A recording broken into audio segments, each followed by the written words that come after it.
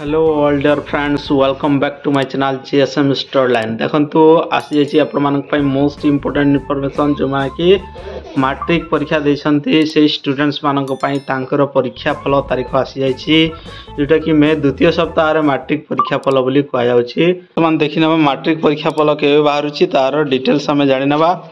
आसी खबर कटक रो जोटा कि 29/4 जोटा कि आपण देखि पारे माध्यमिक शिक्षा परिषद बोर्ड द्वारा परिचालित वार्षिक हाईस्कूल सर्टिफिकेट मैट्रिक परीक्षा फल मे मास द्वितीय सप्ताह सुधा प्रकाश पाइब। उत्तर खाता मूल्यांकन त्रुटि जांच और संशोधन चेकर मेकर प्रक्रिया शेष पर्याय रही।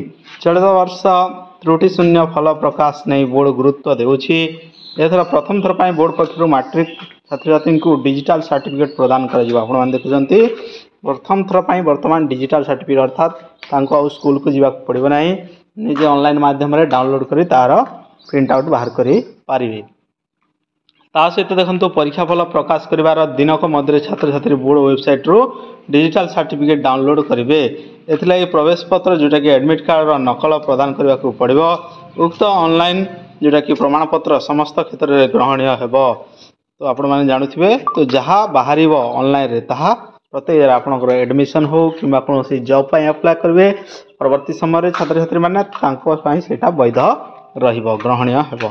जदि कौन कारण ऑनलाइन प्रमाण पत्र हो जाए तेरे पुनः ऑनलाइन जोगे नकल प्रमाण पत्र 500 टंका जमा करने को पड़ो। तो यहाँ गोटे आपण गोटे निहाती आपण मैंने रखी पड़ो। तो डाउनलोड करके आपण मैंने रखि नियंतु गोटे सॉफ्ट कॉपी जहाँद्वारा कि कौन हे आपण को पुणी थे 500 टंका देवा पड़ो नहीं। ता परवर्ती देखि नवा कौन रही जे मासक मध्य प्रधान शिक्षक निकटर छात्र छात्री प्रमाणपत्र प्रिंट कॉपी पाइपारे। ऑनलाइन जोगे प्रमाणपत्र प्रदान करने को घरोई संस्था सह आलोचना जारी रही। खूब शीघ्र प्रमाणपत्र डाटा अपलोड प्रक्रिया आरंभ हो बोली बोर्ड सभापति श्रीकांत तराई सूचना देते। नूतन भाव आरंभ होगा ऑनलाइन प्रमाणपत्र प्रक्रिया को त्रुटि मुक्त रखा उपर गुरुत्व दिया से कहते, जोटा कि आप देखिपारे फेब्रुआरी 20 रु मार्च 4 तारीख पर्यंत राज्य में मैट्रिक परीक्षा अनुष्ठित होता। चलित थर 5,51,611 जन छात्र छात्री परीक्षा देते।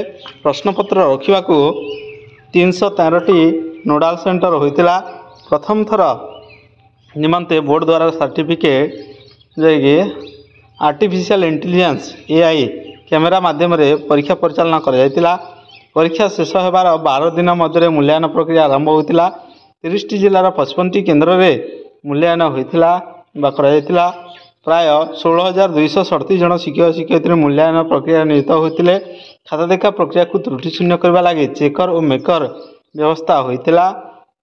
सेहीपरि लिखित परीक्षार 100 मार्क रु 80% और इंटरनल असेसमेंट और आस्पिरेशनल कंपोनेंट्स मार्क 20% आधार छात्र छात्री को मार्क प्रदान करा प्रकार व्यवस्था होती। तो निहाती आप देखिपारे मे द्वितीय सप्ताह अर्थात आपणकर 15 तारीख पर्यंत आपणकर निहाती रिजल्ट आसीज बोली अनुमान करा जाउछि। ठीक अच्छे। तो ये प्रकार आपण मैंने प्रत्येक प्रकार टिट इनफॉरमेशन पाइबापी आप चैनल सहित जोड़िक रहतु। जीएसएम स्टोरीलाइन सहित वीडियो भल लगे गोटे लाइक करूँ और निहाती सब्सक्राइब करूँ। Thank you all.